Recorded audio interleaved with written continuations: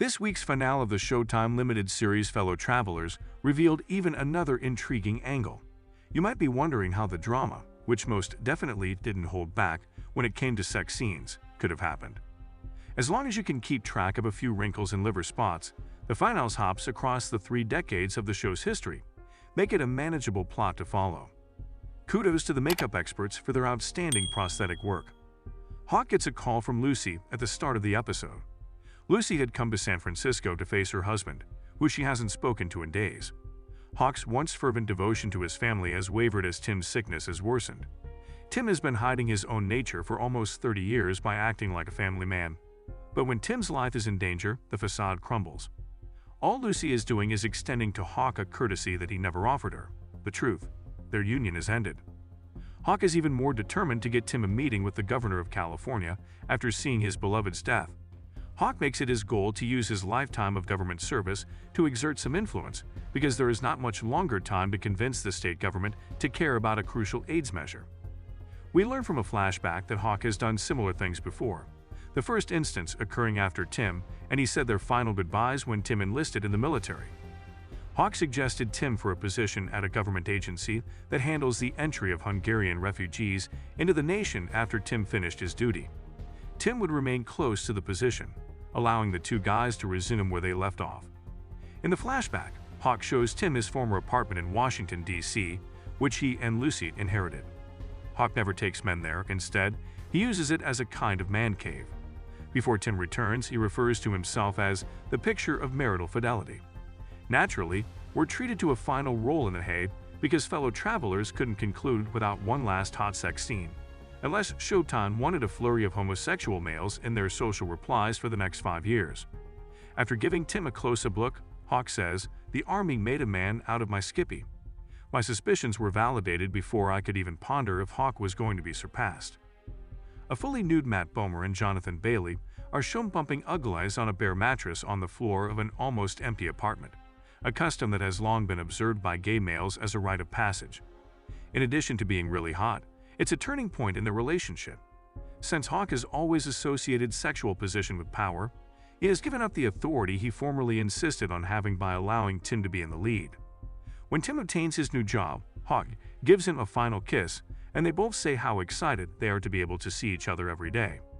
That is, until Lucy finds a hickey that Tim left on Hawk's neck, shattering any hope for a return to romantic normalcy. Since the beginning of the series, we have known that Hawk is a bad person. This man always puts himself first, even at the expense of the people he loves. He's not even the swarthy anti-hero of the Fellow Travelers. Once again stuck in a tight spot, Hawk pulls off his most devious maneuver of the whole series. Hawk forwards Tim's information to the M Unit, the former office of Senator McCarthy tasked with exposing corruption in government. As Tim is not officially employed by Hawk, his extramarital encounters will not be the subject of an internal probe. But for the rest of his life, Tim will be permanently prohibited from working for the government. Tim learns of Hawk's actions via their longtime friend Mary. Tim is told, "You've become inconvenient." Tim attempts to argue, but Mary explains that Hawk is precisely the type of man he has always shown himself to be, a user. Even in the 1980s, when Hawk is attempting to go through his mountain of sins before Tim dies, it is still a stain on his conscience. Getting Tim in front of the California governor is his one remaining chance to atone for a lifetime of regret, but that's easier said than done. Even yet, Hawk makes advantage of his connections to get a spot at Governor Deukmejian's 1986 fundraiser dinner for himself and Tim. Bigwigs are present at the celebration, but Tim feels uncomfortable because he was just released from the hospital and can't cover up his lesions and cane. Tim Campbell plays Dave, Hawk's buddy in the governor's office, who declines to shake hands with Tim before informing him that their hopes are in vain and that the governor would veto the AIDS bill. Hawk shakes Dave's hand and draws him in after finally coming to terms with the fact that the man he loves is confined to his illness. Hawk murmurs to Tim, Tim isn't Lucy's friend. I am friends with him. He recently left the hospital. I stayed in his bed with him the entire time and held him." Hawk tries to acknowledge that he was the reason Tim never obtained the position in the Hungarian refugee agency, telling Tim that he believes his presence in Tim's life has only created hurt. Tim and Hawk excuse themselves for a while to catch their breath. However, Tim interrupts him before he can say anything more. Tim claims, "I waited for God to love me for the most of my life." and then I understood that my love for God is all that matters. The same is true for you. I have only ever loved you. My huge, all-consuming love was you. Not many folks have one of those. Yes, I do. I don't regret anything. With years upon years of emotions, skillfully designed by the show's creators to hit the hardest in these last scenes, it's a triumphant moment. It's also why it's so hard to believe that this is Hawk and Tim's final night together. Finally, the two guys are open and sincere with one another, not letting their emotions get in the way. However, the time to part is now. As it happens, Tim finally outwitted Hawk and took advantage of him once. Tim and Marcus used the gala invitation as a ruse to set up a sit-in protest in front of wealthy benefactors in an attempt to raise money for AIDS. Tim says to Hawk, "I have to fight this fight, and giving up all else is necessary for it. I won't be able to let go if you're here." Hawk jumps in, saying that it's too late, and that now is his chance to support Tim. For now, Tim has a larger battle to fight than Hawk. Had Hawk not interfered with Tim's employment opportunities upon his return from the army, things would not have transpired as they did, but Hawk created their bed.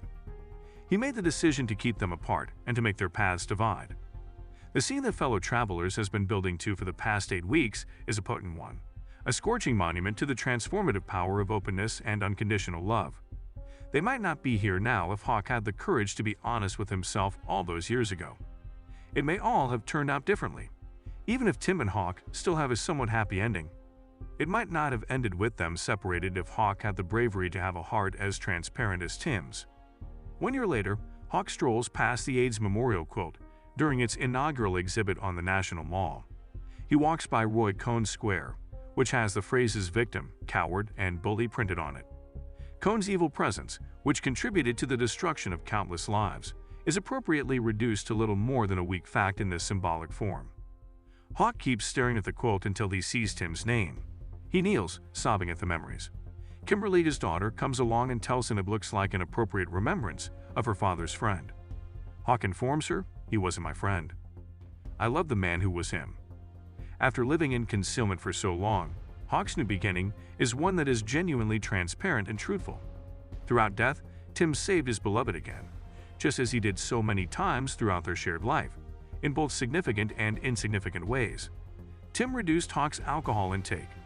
He urged Hawk to find out his status and obtain an HIV test. He supported Hawk during his son's funeral. Above all, though, Tim persuaded Hawk that love had far more power as currency than lies and secrets.